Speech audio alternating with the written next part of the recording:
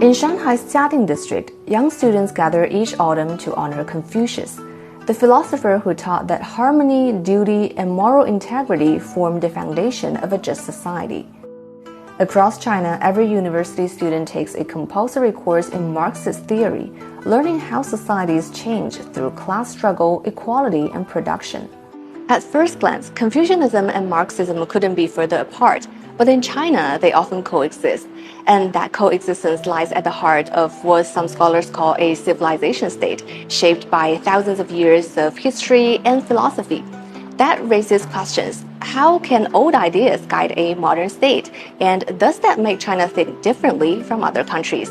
Its impact is profound on the way China is organized, its societal values, its political system, attitudes of people towards the state, for example, the relationship of state and society. I think all of these really stem from the civilizational inheritance. Confucianism teaches that a good life begins with cultivating harmony, first within the family, then in society. The ideal officials earn legitimacy through moral conduct as much as performance. This ethical model still underpins China's concept of merit-based governance. Marxist thought justifies the state's strong developmental role. The policy of common prosperity is rooted in Marx's idea of lower-stage communism, a stage where wealth is distributed more evenly before society advances toward higher forms of freedom and creativity. Until then, the state must guide development. The term ecological civilization may sound modern, but its roots go deep. Ancient Chinese thinkers like Xunzi and Zhuangzi taught that humanity and nature are part of the same moral order. When one is out of balance, both suffer.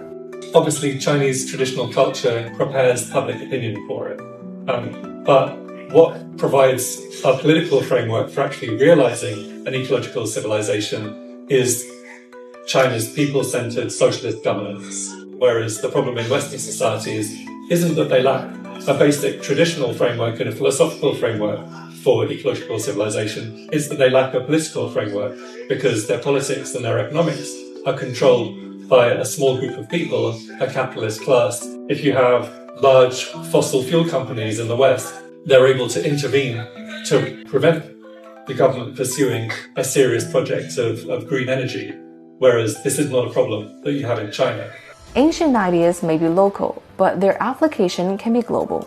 中国在科技应用的过程当中，它更多的是在富裕民生改善生活推进整个社会福祉方面所做出的努力。其实中国的模式就是更适合广大的全球南方国家，比如说精准医疗网络医疗更适合成本低、服务精准、快速响应的这个诉求，更普适性更亲民一些。In the 1970s and 1980s, Latin America's economy was much more developed than China's. During the last 30-40 years, you have become the second largest economy in the world. That's why we pay attention to the Chinese experience in terms of economic growth. In the case of Latin American countries, governments used to rule in short-term periods. There is no continuity in terms of economic policy.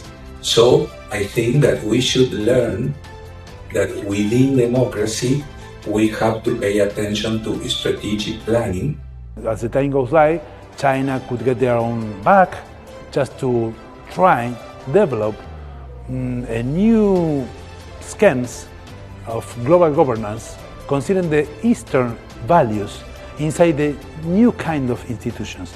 The organizations, cooperation of Shanghai, maybe the Asian Investment and Inversion Bank, or maybe the BRICS, or maybe the Belt and Road Initiative. All these kind of institutions were new because the Western countries couldn't modify the rules that came from the Second World War.